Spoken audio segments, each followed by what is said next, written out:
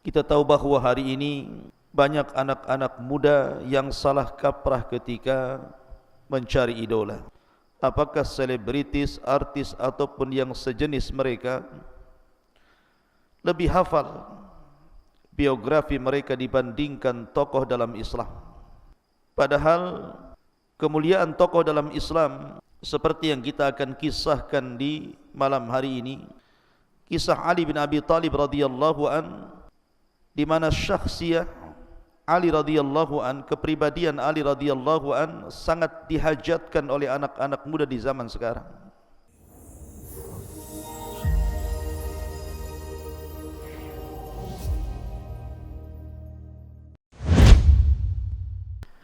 Assalamualaikum warahmatullahi wabarakatuh.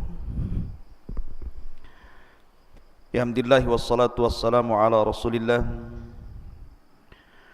wa ala alihi wa sahbihi wa mawalah wa la hawla wa la quwata illa billahi wa ba'du. Qala Allahu azza wa jal, ya ayyuhalladzina amanu taqullaha haqqa tuqatih wa la tamutunna illa wa antum muslimun. Wa qala sallallahu alaihi wasallam, man salaka tariqan yaltamisu fihi ilma sahhalallahu bihi tariqan ilal jannah. Amma ba'du, ma'asyiral muslimin wal muslimat. Alhamdulillah, di malam hari ini kita bisa duduk kembali bermajlis ilmu walaupun lewat media. Dan pembahasan di malam hari ini kita masih membahas tokoh-tokoh Islam, satu di antara Khalifatul Islam, Ali ibn Abi Thalib radhiyallahu anhu. Ma'asyiral muslimin yang dimuliakan Allah azza wa jal, kita tahu bahawa hari ini banyak anak-anak muda yang salah kaprah ketika mencari idola. Tentu karena budaya barat yang sampai kepada kita selalu menyodorkan tokoh-tokoh yang sebenarnya tidak lebih mulia daripada tokoh-tokoh Islam. Dan anehnya anak-anak muda di zaman sekarang justru lebih mengenal tokoh-tokoh barat. Apakah pemain bola, apakah selebritis, artis ataupun yang sejenis mereka, lebih hafal biografi mereka dibandingkan tokoh dalam Islam. Padahal kemuliaan tokoh dalam Islam seperti yang kita akan kisahkan di malam hari ini, kisah Ali bin Abi Thalib radhiyallahu an, di mana syakhsiyah Ali radhiyallahu an, kepribadian Ali radhiyallahu an sangat dihajatkan oleh anak-anak muda di zaman sekarang. Kalau cerita tentang keberanian, Alilah orangnya. Kalau cerita tentang kekuatan, maka Alilah orangnya. Kalau cerita tentang pengetahuan, kemudian ibadah, akhlak, zuhud, tawadu, warah, dan bagaimana cara menghadapi fitnah, Alilah orangnya. Dan kalau bercerita tentang kecintaan kepada Al-Quranul Karim, jihad dan dakwah, Ali juga orangnya. Dan sifat-sifat itu yang kita hajatkan bagi anak-anak muda di zaman sekarang. Maka malam ini kita akan mengkisahkan siapa tokoh besar yang kita akan kisahkan, Ali bin Abi Thalib radhiyallahu anhu.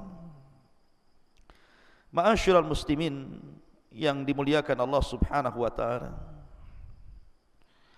Ali adalah seorang laki-laki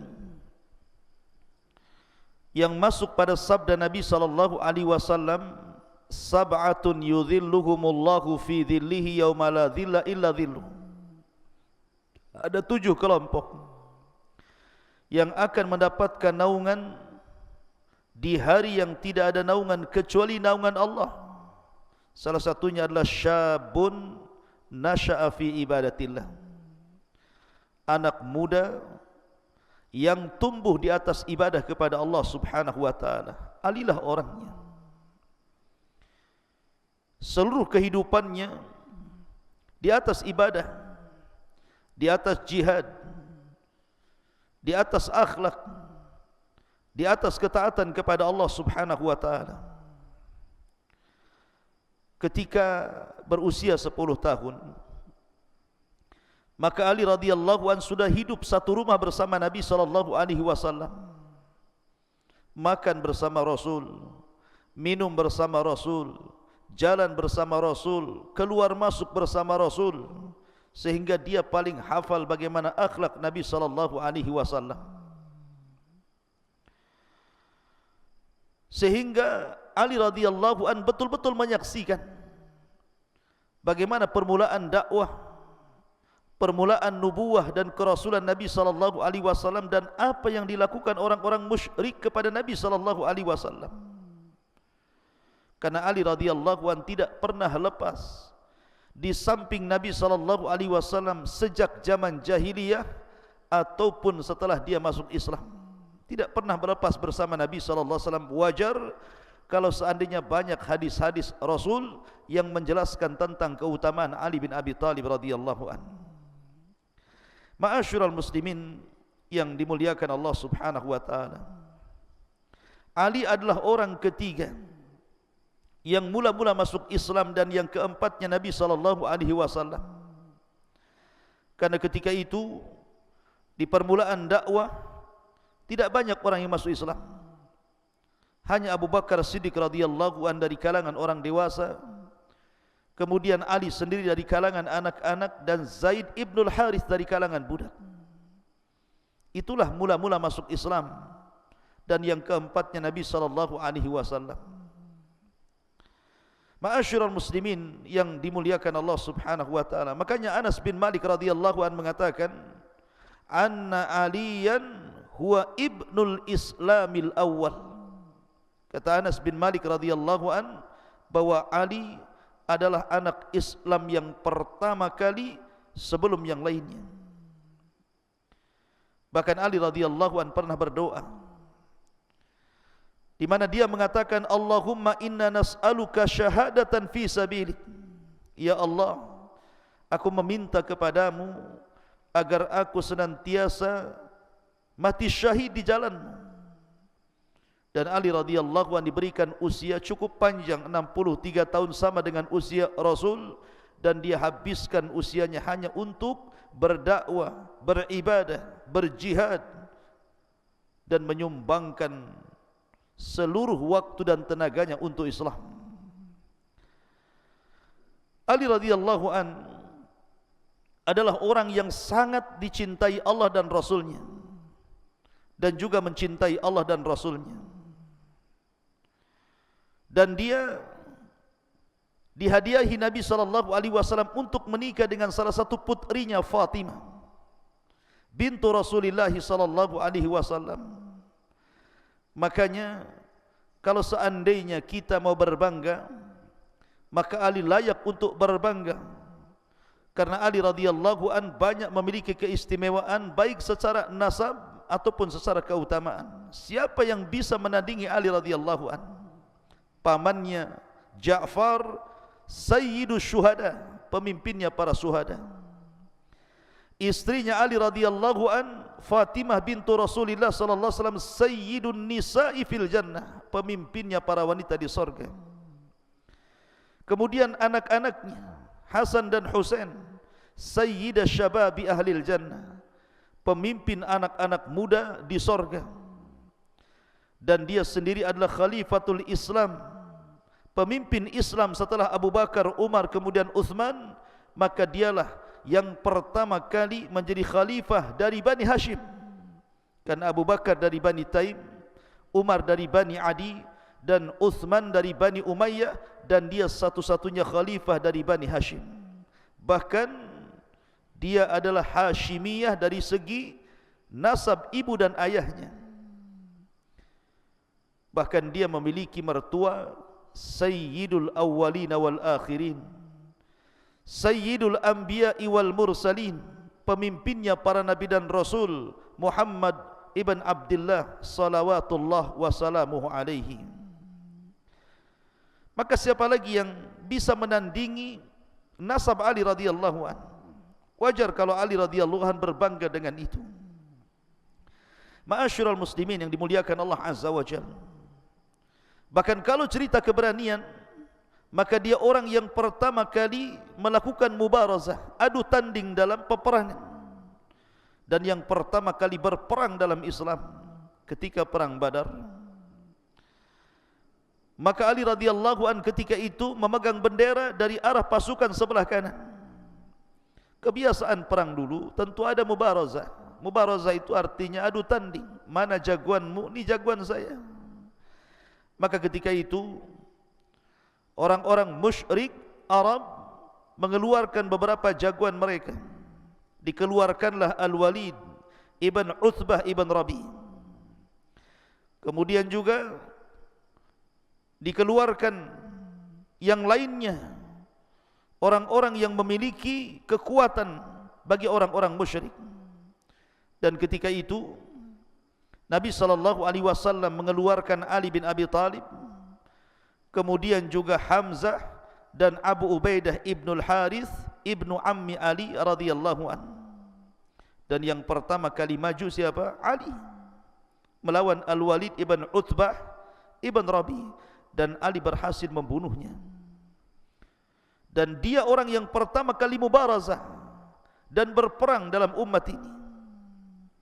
Dan itu menunjukkan keberanian Ali, padahal Ali ketika itu usianya saat perang Badar masih 20 tahun. Subhanallah. Akan tetapi sudah mencetak sejarah. Ma'asyiral muslimin yang dimuliakan Allah Subhanahu wa taala, Ali radhiyallahu an masuk Islam ketika usia 10 tahun. Ketika dia berada di rumah Nabi sallallahu alaihi wasallam, dia takjub ketika Nabi SAW sedang salat bersama istri tercintanya Khadijah bintu Khuwailid. Kemudian dia bertanya tentang ibadah yang dilakukan Nabi dan juga Khadijah, artinya kenapa keduanya salat? Maka Nabi SAW menjawab bahwa inilah agama yang harus disampaikan kepada umatnya. Kalau engkau mau, masuklah ke agamaku, tetapi sembunyikan keislamanmu. Tapi ketika itu Ali belum mau menerima. Sampai akhirnya kemudian Allah bukakan hatinya. Kemudian dia pun masuk ke dalam agama Rasul ketika hendak menghabarkan keislamannya kepada ayahnya Abu Talib. Maka Rasul melarang agar jangan menyampaikan keislamannya kepada ayahnya, cukup menyembunyikan saja. Sampai pada suatu waktu Nabi SAW mengajak Ali radhiyallahu an untuk salat di luar rumah. Kemudian ketika sedang salat bersama Nabi SAW, tiba-tiba lewat Abu Talib ayahnya dan melihat anaknya sedang salat bersama Nabi SAW. Akhirnya kemudian selesai salat, Nabi menawarkan Islam kepada Abu Talib. Tapi Abu Talib walaupun mengetahui agama Rasul di atas kebenaran, tapi dia menolaknya dan mengatakan, kalau bukan karena takut celaan manusia, tentu aku akan ikut agamamu wahai Muhammad. Kemudian Abu Talib bertanya kepada Ali radhiyallahu an putranya, "Ya bunai, madza taf'al?" Wahai anakku, apa yang kau lakukan? Maka Ali radhiyallahu an mengatakan, "Inni usalli ma'an Nabi sallallahu alaihi wasallam." Aku salat bersama Nabi sallallahu alaihi wa ala alihi wasallam. Wallahi lan ada'u ma yaf'alun Nabi sallallahu alaihi wasallam. Demi Allah aku tidak akan meninggalkan apapun yang dilakukan Rasul. Maka Abu Talib mengatakan, "Amma innahu lam yad'uka illa ila khairin." Wahai anakku, sesungguhnya dia, maksudnya Nabi sallallahu alaihi wasallam, tidak pernah mengajakmu kecuali kepada kebaikan. Falzamhu ya bunai, maka teruslah ikuti ajaran, maksudnya Nabi sallallahu alaihi wa ala alihi wasallam. Maka sejak itu Ali radhiyallahu an senantiasa hidupnya dihidupi di atas ibadah kepada Allah bersama Nabi SAW, menghabiskan usianya, waktunya, umurnya hanya untuk membela dakwah dan menegakkan Islam. Ma'asyiral muslimin yang dimuliakan Allah Subhanahu wa taala, Ali radhiyallahu an memiliki banyak keistimewaan dalam Islam. Tetapi kalau kita bicara tentang sejarah Ali radhiyallahu an, tentu akan berbeda ketika kita bicara tentang sejarah Abu Bakar Siddiq radhiyallahu an, kemudian sejarah Umar bin Khattab radhiyallahu an, ataupun sejarah Utsman. Karena di zaman Ali ini di zaman fitnah. Karena di masa kekhilafahan Utsman ibn Affan radhiyallahu an, Utsman pun sudah saya jelaskan, di zamannya banyak fitnah. Artinya di akhir-akhir zaman Utsman itu banyak fitnah luar biasa. Terjadi peperangan, pembunuhan antara sesama kaum muslimin. Makanya kemudian sirah Ali radhiyallahu an akan berbeda dengan sirah Abu Bakar, Umar dan juga Utsman, karena di zaman Ali itu penuh dengan fitnah. Nanti kita akan jelaskan bagaimana liku-liku perjuangan Ali radhiyallahu an di dalam menghadapi fitnah ini. Karena di zaman Ali radhiyallahu an manusia terpecah menjadi dua. Ada manusia itu yang mereka ekstrim, ghulu, mengagungkan Ali radhiyallahu an sampai menuhankan Ali radhiyallahu an. Seperti kelompok Sabaiyah mengatakan kepada Ali radhiyallahu an, antal ilah, engkau adalah Tuhan. Maka Ali radhiyallahu an kemudian menghukum mereka dengan cara membakarnya. Tetapi orang-orang yang selamat dari pembakaran itu justru makin yakin bahwa Ali di atas ketuhanan. Karena Nabi SAW bersabda, la yu'adzibu bin nar illa rabbun nar. Tidak diazab dengan api kecuali Rabb pemilik api. Tidaklah mengadab dengan api kecuali Rabb pemilik api, maksudnya Allah Azza wa Jalla. Idzan, kalau begitu, fal aliyu huwal ilah, Ali adalah Tuhan. Tapi kelompok yang lainnya justru merendahkan Ali, menghina Ali, bahkan sebagian mereka mengkafirkan Ali radhiyallahu an, bahkan berusaha untuk membunuhnya, dan Ali pun mati syahid di tangan Abdurrahman ibn Mulzam. Bagaimana kisahnya nanti kita akan kisahkan semuanya. Tapi yang jelas bahwa malam ini kita akan menjelaskan beberapa hadis yang dikeluarkan Imam Bukhari dan Muslim ataupun yang lainnya, tentu hadis-hadis yang sahih tentang fadilah keutamaan Ali radhiyallahu an. Apa saja fadilahnya? Disebutkan dalam Sahih Bukhari, Nabi SAW mengatakan, innama anta minni wa ana mink. Ya Ali, sesungguhnya dirimu bagian diriku dan juga diriku bagian dirimu.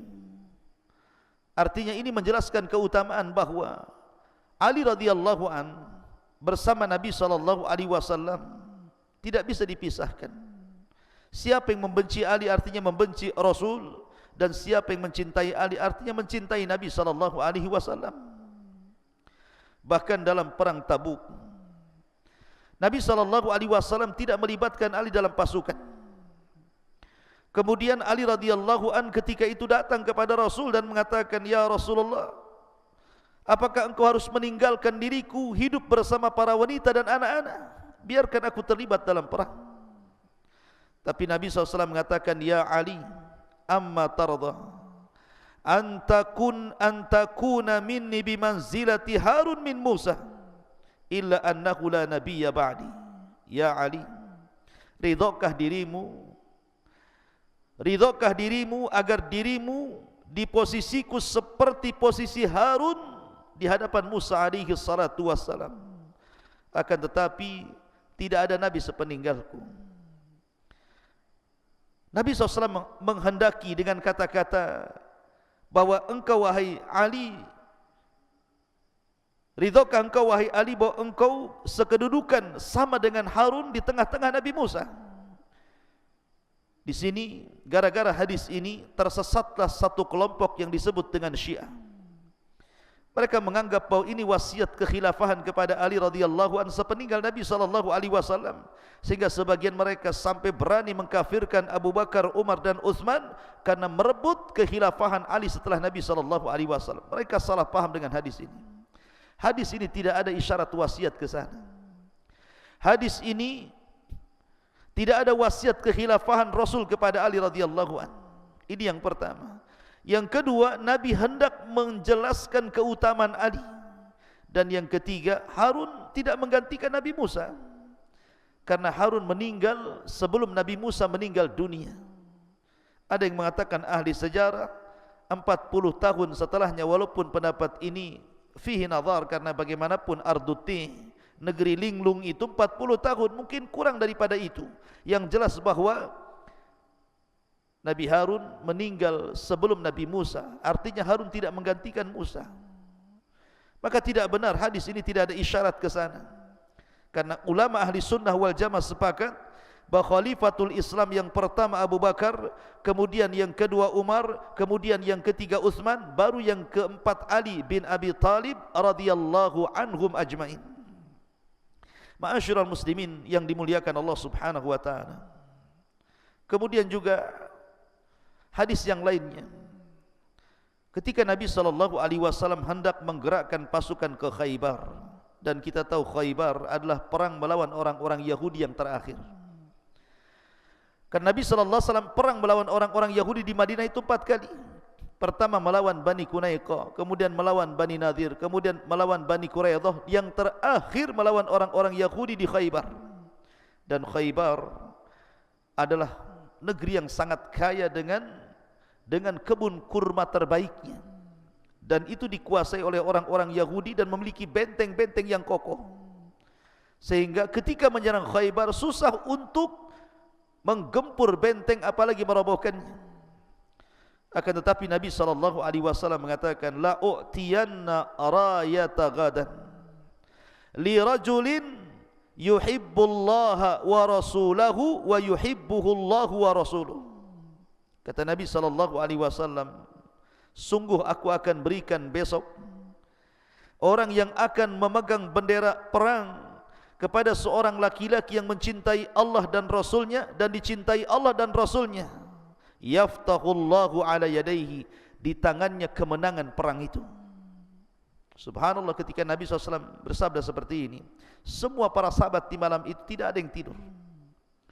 Mereka berangan-angan, bercita-cita bahwa mereka lah yang memegang bendera itu, termasuk Umar bin Khattab radhiyallahu an.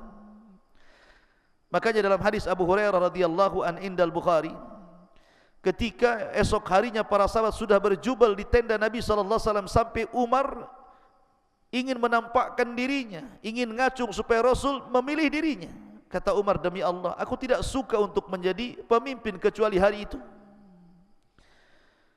Tetapi Nabi SAW justru mencari orang yang tidak ada dan tidak hadir di situ. Kata Rasul, aina Ali? Di mana Ali? Aina Ali? Di mana Ali? Akhirnya kemudian orang mengkhabarkan bahwa Ali sedang sakit matanya, kena romat. Tapi Nabi SAW mengatakan, panggil Ali kemari.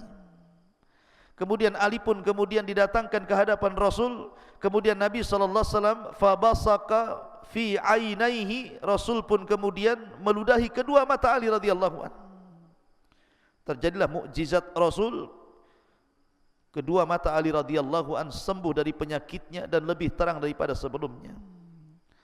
Kemudian Nabi SAW menasihati Ali radhiyallahu anhu sebelum berangkat jihad mengarah ke gerbang musuh, agar yang pertama kali mendakwahkan dakwah tauhid, mengajak manusia ke dalam Islam. Kemudian berjalan peran-peran dan tidak perlu menengok ke sana kemari. Maka Ali pun sesuai dengan perintah Rasul bergerak menuju Khaybar dan tidak pernah melihat ke kanan ke kiri.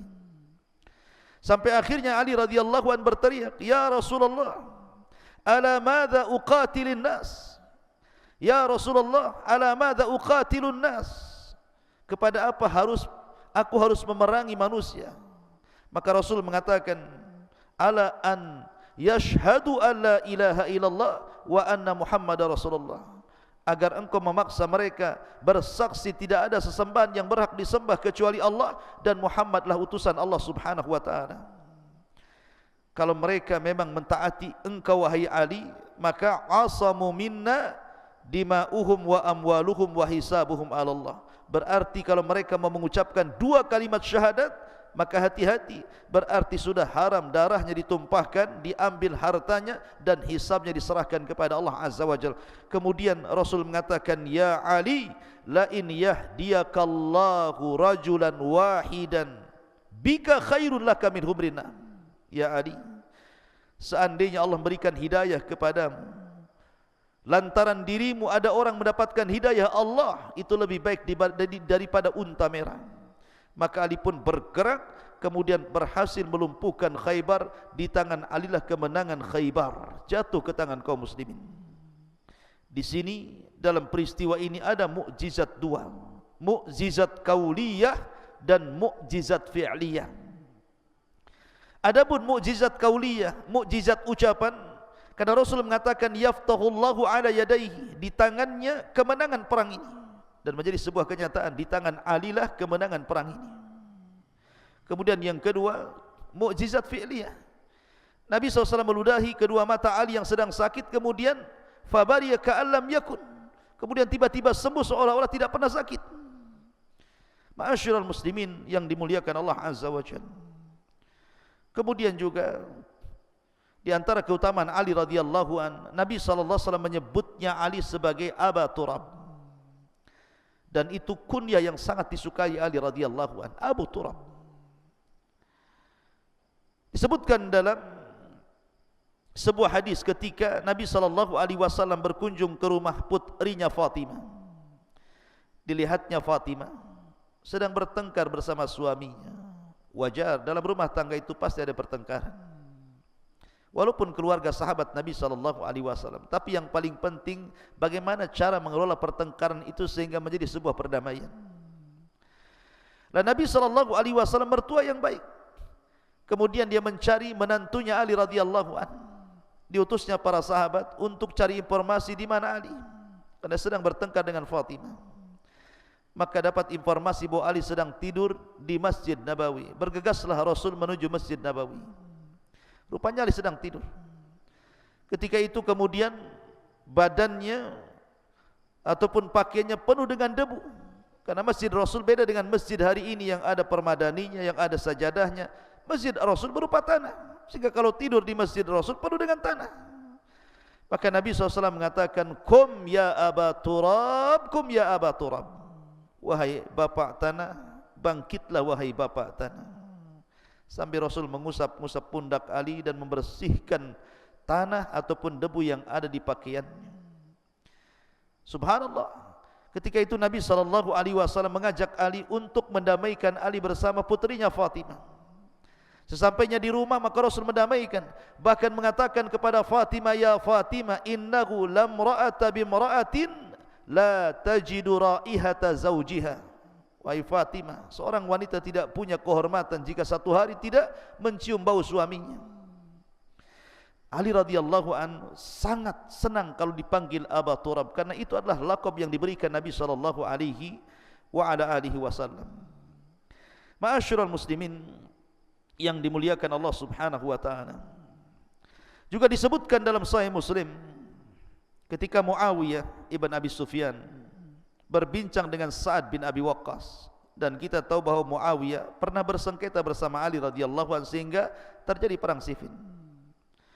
Kata Muawiyah bin Abi Sufyan kepada Sa'ad bin Abi Waqqas, ya Sa'ad, ala tasubbu Aliyan, ala tasubbu Aliyan. Wahai Sa'ad, kenapa kau tidak mencela Ali?